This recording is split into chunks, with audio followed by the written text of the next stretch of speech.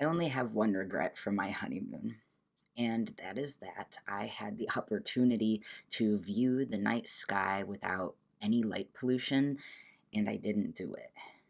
Leah and I honeymooned last year in Washington, and we would only spend a day or two in each town because we wanted to see as much of the state as possible. And one night we found ourselves at an Airbnb that was a mile or two from the little town nearby. It was the loft of a barn that had been converted into a room. And when it started to get dark out, we realized that if we were to go outside, it would be darker than you can ever get in a city. And so I was really excited because that meant all I'd have to do is go outside and I'd get to see so many more stars than I ever get to see. But then when the time came, when I opened the loft door and looked down the stairs into the darkness, I was too scared to go down the steps. I was too scared to walk the distance to the clearing where I would have been able to look up and see all the stars.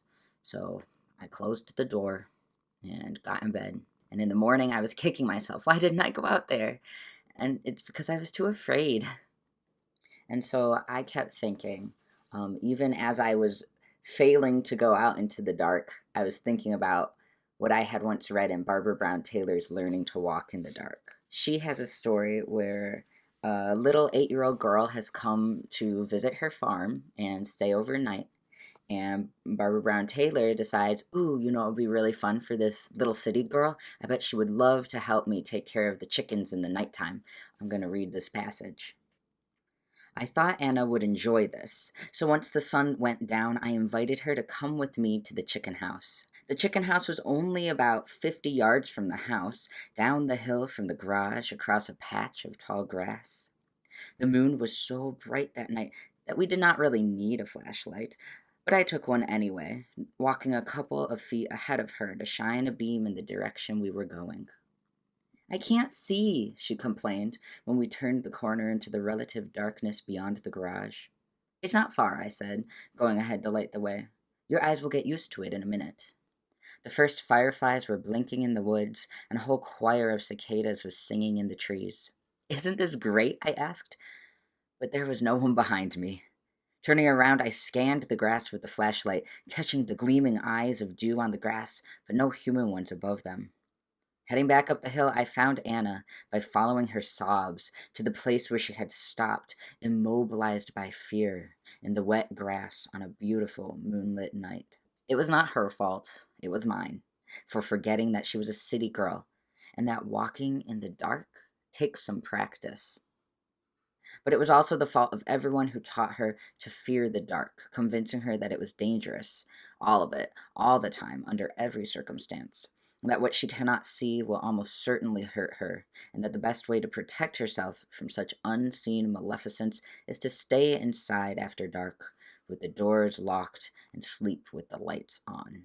So, yeah, Taylor throughout this book talks about how, yes, of course, there can be dangerous forms of darkness, but there can also be dangerous forms of light. And she asks the question of what does it do to our spirituality and also how we view God and how we view our fellow human beings if we constantly have this dualism of light versus dark, where light's always the good thing and dark is always the bad thing.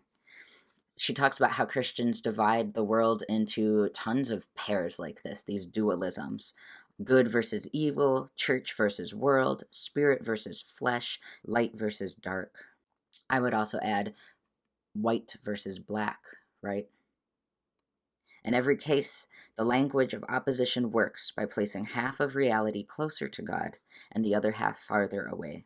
I personally, in my own ministry, have been working to extend my own language when I talk about light and when I talk about darkness, to remember that night and darkness can provide a womb of safety and softness in which God can come to us in new ways. After all, there are real problems in having these dualisms, especially when we think of ones like black versus white, right? That is too easy for us to tie into our racist mindsets, right? If we say that black and things that are dark are always bad and inferior and dangerous, What does that say about people whom we label black, who have darker skin? And Taylor points out that what does being always afraid of darkness say about people who are blind or vision impaired? And I'm just going to share one more passage from it. That I really enjoy when it comes to our visions of God, and imagining God not only as the God of light, but also as the God of the darkness. That darkness is something that God created too. That darkness is something that God uses to communicate with us too. So this is Taylor talking about the story of the exodus of the enslaved Israelites into liberation. And so when they are liberated, they're in the wilderness, and God ends up coming to them in these pillars of darkness, right? This cloud that guides them through the daytime. And then that pillar of fire in the night. But yeah, during the daytime, God comes in this cloud of darkness. And Taylor says this about that darkness: it is an entirely unnatural darkness, both dangerous and divine, that contains the presence of the God before whom there are no others.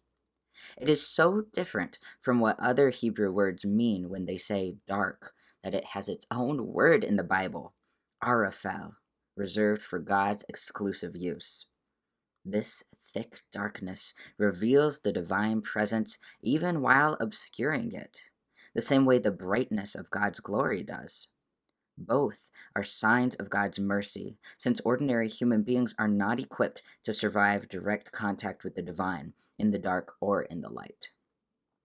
This view of darkness is far more nuanced than the one that demonizes darkness. While this darkness is dangerous, it is as sure a sign of God's presence as brightness is, which makes the fear of it different from the fear of snakes and robbers. When the biblical writers speak of the fear of the Lord, this is what they mean: fear of God's pure being, so far beyond human imagining that trying to look into it would be like trying to look into the sun. So, yeah, darkness.